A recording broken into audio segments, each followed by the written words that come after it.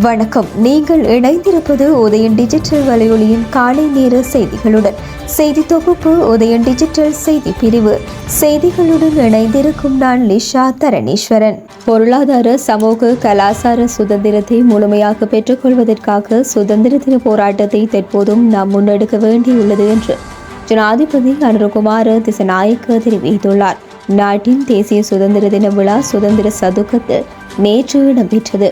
இந்த நிகழ்வில் உரையாற்றும் போது ஜனாதிபதி இவ்வாறு தெரிவித்துள்ளார். அவர் மேலும் தெரிவித்ததாவது: பொருளாதார, சமூக, கலாசார சுதந்திரத்தை முழுமையாக பெற்றுக்கொள்ள ஒரே போர்க்களத்தில் நாம் அனைவரும் ஒன்றிணைந்து போராட வேண்டும். தாய் நாட்டுக்காக நாம் அனைவரும் ஒற்றுமையாக சுதந்திர போராட்டத்தை தொடர்ந்து முன்னெடுக்க வேண்டியுள்ளது. இன்று நாட்டு மக்களின் வாக்குகளால் தேர்ந்தெடுக்கப்பட்ட ஜனாதிபதியாக இந்த சுதந்திர சதுக்கத்தில் பெருமைமிக்க தேசிய கொடியின் முன் சுதந்திரத்தின் எதிர்கால எதிர்பார்ப்புகளை பிரதிநிதித்துவப்படுத்தும் வரலாற்று சுமையை ஏற்றுக்கொண்ட உங்கள் சகோதரனாக நான் நிற்கின்றேன். என்னை போன்றே இந்த சுமையை தாங்கிக் கொண்டு இந்த நேரத்தில் நீங்களும் என்னுடனும் என்னை சுற்றியும் நிற்கிறீர்கள் என்று நம்புகின்றேன்.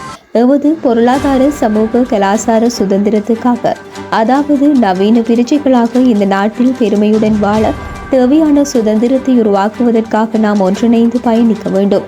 நீண்ட காலமாக காலனித்துவத்துக்கு அடிபணிந்தவர்களாக எம்மை பிரித்து ஆண்ட இன, மத, ஜாதி வேறுபாடுகளை அகற்றி இந்த சமூகத்தை தூய்மைப்படுத்தப்பட வேண்டும். நீங்கள் அனைவரும் நாட்டிற்கான முழுமையான பொருளாதார, சமூக மற்றும் கலாசார சுதந்திரத்தை வென்றெடுக்கும் போர்க்களத்தின் போராட்டக்காரர்கள் என்பதை நினைவில் கொள்ள வேண்டும் என்றார். மன்னார் வங்காளை கடற்கரை பகுதியில் கனிய மணல் ஆராய்ச்சிக்காக வருகை தந்த குழு ஒன்று மக்களின் எதிர்ப்பை தொடர்ந்து திரும்பி சென்றுள்ளது. கிராமத்தில் உள்ள எந்த தரப்பிடமும் எவ்வித அனுமதியும் பெற்றுக்கொள்ளாமல் சுமார் 20 பேர் அடங்கிய குழுவினர் அவ்விடத்திற்கு வருகை தந்து கனிய மணல் ஆராய்ச்சியை முன்னெடுத்துள்ளனர். இதையடுத்து வங்காளை பங்கு தந்தை தலைமையில் ஒன்று கூடிய மக்கள் கடும் எதிர்ப்பை வெளியிட்டதை தொடர்ந்து அந்த குழுவினர் அங்கிருந்து வெளியேறியுள்ளனர். மன்னாரில் சட்டவிரோத கனிய மணல் அகழ்வுகள் அண்மை காலமாக அதிகரித்து வருகின்றன. இதையடுத்து கனிய மணல் அகழ்வை கட்டுப்படுத்தும் வகையில் அண்மை காலமாக மக்களால் தொடர் போராட்டங்கள் முன்னெடுக்கப்பட்டு வருகின்றமை குறிப்பிடத்தக்கது.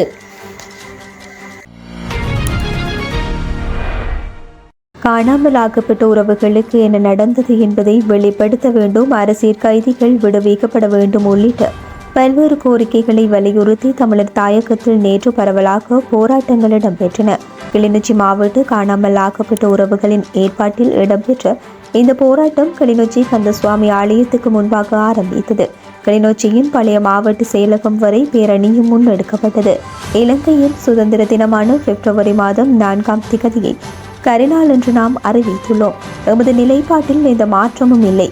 இந்த தீவின் வடக்கு கிழக்கை தாயகமாக கொண்ட தமிழ் தேசத்தை ஆக்கிரமித்திருந்த ஆங்கிலேயர் தாம் கொண்டிருந்த ஆக்கிரமிப்பு மேலாதிக்கத்தை தீவின் பௌத்த சிங்கள தேசத்திடம் தாரை வார்த்த நாளே கரிநாளாகும். 1948ஆம் ஆண்டு இலங்கைக்கு சுதந்திரம் வழங்கப்பட்ட நாளில் இருந்து தமிழர்கள் தமது வாழ்வாதாரங்களை ஒவ்வொரு துறையிலும் இழக்கத் தொடங்கினார்கள். 1956ஆம் ஆண்டில் கொண்டுவரப்பட்ட தனிச்சிங்கள சட்டம் மூலம் எமது மொழி பண்பாட்டு படுகொலையின் தொடக்கமாகும். 1958ஆம் ஆண்டு அதன் பின்னரும் நடைபெற்ற திட்டமிடப்பட்ட இனக்கலவரமும் இனப்படுகொலையும் எமது இனத்தை மேலும் நாசமாக்கியது. 1970ஆம் ஆண்டிலும் அதன் பின்பும் தமிழ் மாணவர்கள் பல்கலைக்கழக தரப்படுத்தலின் ஊடாக தமிழர்கள் பல்கலைக்கழக கல்வியை பெறுவது தடுக்கப்பட்டது. 1978ஆம் ஆண்டு கொண்டு வரப்பட்ட அரசியலமைப்பின் மூலம் இலங்கை ஒரு பௌத்த சிங்கள நாடாக பிரகடனப்படுத்தப்பட்டது. 1981ஆம் ஆண்டு இலங்கை ஜனாதிபதியாக இருந்த ஜே.ஆர். ஜெயவர்தன தலைமையிலான சிங்கள அரசின் அமைச்சர்களான காமினி திசாநாயக்க, ஸ்ரீல் மத்யூ முதலியோர் தலைமையிலான குழுவினரும் அவர்களுடன் இராணுவமும் போலீசாரும் முன்னின்று யாழ்ப்பாண பொது நூலகத்தை எரித்தமை இன்னொரு இன அழிப்பின் உச்சத்தை காட்டியது.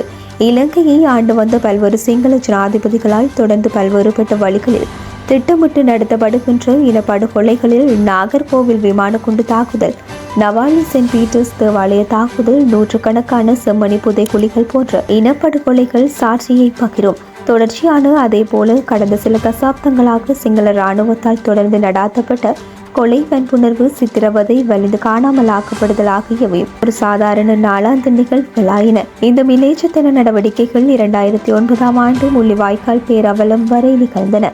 இன்று வரை இந்த நீதியுமின்றி நாம் சர்வதேச நீதி பொறிமுறையை வேண்டி போராடி கொண்டிருக்கின்றோம் என்றுள்ளது. முல்லைத்தீவு, மன்னார், வவுனியா, யாழ்ப்பாணம், மட்டக்களப்பு, திருகோணமலை உள்ளிட்ட பகுதிகளிலும் நேற்று கருப்பு நாள் ஆர்ப்பாட்டங்கள் மேற்கொள்ளப்பட்டன. கிளிநொச்சியில் இடம்பெற்ற போராட்டத்தில் நாடாளுமன்ற உறுப்பினர்களான கஜேந்திரகுமார் பொன்னம்பலம், சிவஞானம் ஸ்ரீதரன், முன்னாள் நாடாளுமன்ற உறுப்பினர் செல்வராசா கஜேந்திரன், என் கே சிவாஜிலிங்கம் என பலரும் கலந்து கொண்டனர். நாட்டில் தற்போதுள்ள அரசியலமைப்பால் சர்வாதிகார வெறியை தோற்றம் பெற்றுள்ளது என்று பேராயர் கர்தினால் மெல்கம் ரஞ்சித் ஆண்டகை தெரிவித்துள்ளார். ஸ்ரீலங்காவின் சுதந்திர தினத்தை முன்னிட்டு கொழும்பு அனைத்து புனிதர்கள் தேவாலயத்தில் நேற்று சிறப்பு வழிபாடுகள் இடம்பெற்றன. இந்த வழிபாடுகளை தலைமையேற்று நடாத்திய பின்னர் அங்கு உரையாற்றும் போதே பேராயர் மல்கம் ரஞ்சித் ஆண்டகை இவ்வாறு தெரிவித்துள்ளார். அவர் மேலும் தெரிவிக்கையில், அரசியல் அமைப்பு எனப்படும் சர்வாதிகார அமைப்புக்கு வழிவகுத்த சட்ட கட்டமைப்பால் ஆட்சியாளர்கள் தங்களுக்கு வழங்கப்பட்ட அதிகாரத்தை துஷ்பிரயோகம் செய்துள்ளனர். இதன் விளைவாக இனங்களுக்கு இடையே இலகுவாக தீர்க்கப்பட வேண்டிய கருத்து முரண்பாடுகள் போராக மாற்றப்பட்டு நாட்டில் ஒரு பயங்கரவாத நிலைமை உருவாக்கப்பட்டது. 1990 ஆண்டுகளில் இருந்து ஊடக ஒடுக்குமுறை, ஊடகவியலாளர்களை காணாமலாக்குதல், படுகொலை செய்தல், வெள்ளைவான் கலாச்சாரம் போன்ற விடயங்கள் ஆட்சியாளர்களால் மிகவும் மோசமான வகையில் முன்னெடுக்கப்பட்டன. பேரழிவுகரமான போரால் தாயகம் ஆழமான பொருளாதார வீழ்ச்சியை சந்தித்தது. கடந்த 2 தசாப்தங்களில் இந்த போக்கு மேலும் தீவிரமடைந்துள்ளது என்றார்.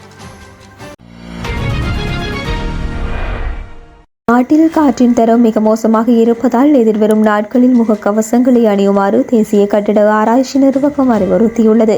எதிர்வரும் சில நாட்களுக்கு நாட்டின் பல பகுதிகளில் காற்றின் தரம் குறைந்து காணப்படும் என நிறுவனம் குறிப்பிட்டுள்ளது. இதற்கமைய காற்றின் தர குறியீடு 85 முதல் 128ற்கு இடைப்பட்ட அளவில் காணப்படும் என கூறப்படுகின்றது. எனினும் வவுனியா, நுவரெலியா, புத்தளம், முல்லைத்தீவு, பொலன்னறுவை மற்றும் அனுராதபுரம் ஆகிய மாவட்டங்களில் காற்றின் தர குறியீடு மிதமான மட்டத்தில் இருக்கும். இந்த நிலையில் இயலுமானவரை முகக்கவசங்களை அணியுமாறும், சுவாசிப்பதில் சிரமம் ஏற்பட்டால் உடனடியாக மருத்துவ ஆலோசனையை பெற்றுக்கொள்ளுமாறும் தேசிய கட்டட ஆராய்ச்சி நிறுவனம் கோரியுள்ளது. கடந்த 3 நாட்களாக யாழ் மாநகர சபையினால் வழங்கப்பட்ட குடிநீரில் சிவப்பு மண் கலந்துள்ளதால் நீர் சிவப்பு நிறமாக மாறியுள்ளதாக தெரிவிக்கப்பட்டுள்ளது. இது தொடர்பில் யாழ் மாநகர சபை அதிகாரிகளுக்கு அறிவித்தும் இதுவரையில் பிரச்சினைக்கு தீர்வு காணப்படவில்லை. இந்த நீரை அருந்தவே முடியாது எனவும் ஏனைய செலவை நடவடிக்கைகளுக்கும் சமையலுக்கும் கூட இதனை பெற்றுக்கொள்ள முடியாத நிலை காணப்படுவதாகவும் யாழ்ப்பாண மக்கள் தெரிவிக்கின்றனர். யாழ்ப்பாணத்தில் நீர் வழங்கல் அமைப்பில் ஏற்பட்டுள்ள குறைபாட்டை சரி செய்வதற்காக திருத்த பணிகள் மேற்கொள்ளப்பட்டதன் பின்னர் இவ்வாறான நிலைமை என யாழ் மாநகர சபையின் மாநகர ஆணையாளர் தெரிவித்துள்ளார். பாதாள சாக்கடையில் செம்மண் குவிந்துள்ளதால் இந்த நிலை ஏற்பட்டுள்ளதாக சந்தேகிக்கப்படுவதாகவும் இந்த நிலையில் உடனடியாக நடவடிக்கை எடுக்குமாறும் சம்பந்தப்பட்ட அதிகாரிகளுக்கு பணிப்புரை வழங்கப்பட்டுள்ளதாகவும் ஆணையாளர் தெரிவித்துள்ளார். எவ்வாறாயினும் 3 நாட்களாக யாழ்ப்பாண மக்கள் குடிநீரின்றி தவித்து வருவதாக பாதிக்கப்பட்டுள்ள மக்கள் தெரிவித்துள்ளனர். இத்துடன் உதயன் டிஜிட்டல் வலையொலியின் காலை நேர செய்திகள் நிறைவடைகின்றன. தொடர்ந்தும் இரவு நேர பிரதான செய்திகளுடன் இணைந்திருங்கள். வணக்கம்.